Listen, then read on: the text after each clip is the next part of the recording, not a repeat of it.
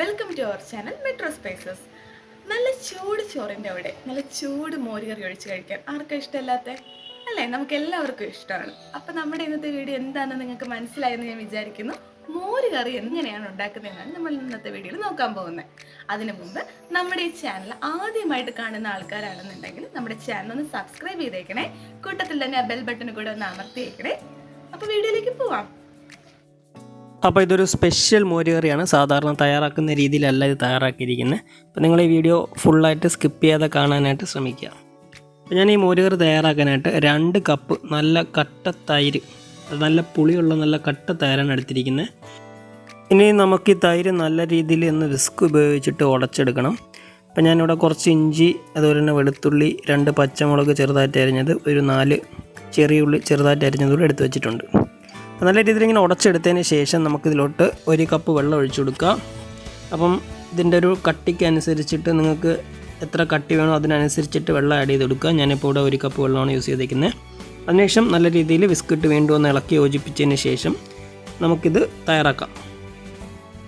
അടുപ്പിലൊരു മൂട് കട്ടിയുള്ളൊരു കടായി വെച്ചിട്ട് കടായി ഒന്ന് ചൂടാകുമ്പോഴത്തേക്ക് നമുക്കൊരു 2 ടേബിൾ സ്പൂൺ എണ്ണ ഒഴിച്ചു കൊടുക്കാം. എണ്ണയൊക്കെ ഒന്ന് ചൂടായി വരുമ്പോൾ ഒരു 1/2 ടീസ്പൂൺ കടുകിട്ട് പൊട്ടിക്കാം. അതിനുശേഷം നമുക്കൊരു 1/2 ടീസ്പൂൺ ഉലുവ ആഡ് ചെയ്ത് കൊടുക്കാം. ഒരു 1/2 ടീസ്പൂൺ ഉലുവ ഞാൻ ആഡ് ചെയ്ത് കൊടുത്തു.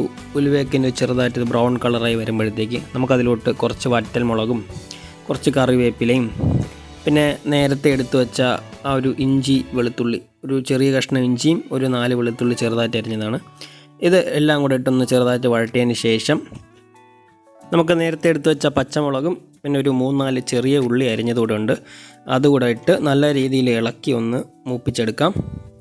ചെറിയ ഉള്ളിയെല്ലാം നല്ലോണം വാടി വരുമ്പോഴത്തേക്ക് അതിലോട്ടൊരു 1/2 ടീസ്പൂൺ മഞ്ഞൾപ്പൊടി ആഡ് ചെയ്ത് കൊടുക്കാം. എന്നിട്ട് നല്ല രീതിയിൽ ഒന്ന് വഴട്ടാം. മഞ്ഞൾപ്പൊടിയുടെ ഒരു പച്ച മണമൊക്കെ മാറി വരുമ്പോഴത്തേക്ക് നമുക്കതിലോട്ടൊരു 1/2 ടീസ്പൂൺ കാശ്മീരി ചില്ലി ആഡ് ചെയ്ത് കൊടുക്കാം. എന്നിട്ട് വീണ്ടും നല്ല രീതിയിൽ വഴട്ടുക. ഈ മുളക് പൊടിയുടെ പച്ചമണം മാറി വരുമ്പോഴത്തേക്ക് നമ്മൾ നേരത്തെ തയ്യാറാക്കി വെച്ചിരുന്ന തൈര് ഇതിലോട്ട് ആഡ് ചെയ്ത് കൊടുക്കുക. നമ്മൾ ഫ്ലെയിം ലോ ഫ്ലെയിമിൽ വയ്ക്കണം, അല്ലാന്നുണ്ടെങ്കിൽ മോര് പിരിഞ്ഞു പോവും. ലോ ഫ്ലെയിമിൽ വെച്ച് ഉപ്പിട്ട് നല്ല രീതിയിൽ ഇളക്കി യോജിപ്പിക്കാം. നമുക്ക് ആവശ്യത്തിന് ഉപ്പ് ചേർക്കാം, അതുപോലെ തന്നെ വെള്ളം കുറവാണെങ്കിൽ കുറച്ചുകൂടെ വെള്ളം ചേർക്കാം. അതിനുശേഷം നമുക്ക് ഒരു 1/2 ടീസ്പൂൺ കായപ്പൊടി കൂടെ ചേർത്ത് നല്ല രീതിയിൽ ഇളക്കി യോജിപ്പിച്ച് പിന്നെ എടുക്കാം. പിന്നെ ഇത് ഒരു കാരണവശാലും തിളയ്ക്കരുത്, ലോ ഫ്ലെയിമിലിട്ട് തന്നെ ചെയ്യാൻ നോക്കുക.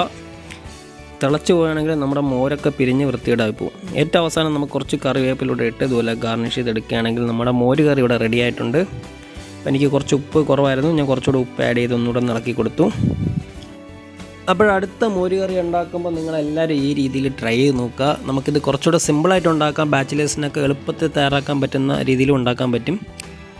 എല്ലാവരും ഈ രീതിയിലൊന്ന് ട്രൈ ചെയ്ത് നോക്കുക. നിങ്ങളുടെ ഫീഡ്ബാക്ക് കമൻറ്റായിട്ട് അറിയിക്കുക. അപ്പോൾ മറ്റൊരു വീഡിയോ ആയിട്ട് വീണ്ടും കാണാം. അതുവരേക്കും എല്ലാവർക്കും ബൈ ബൈ.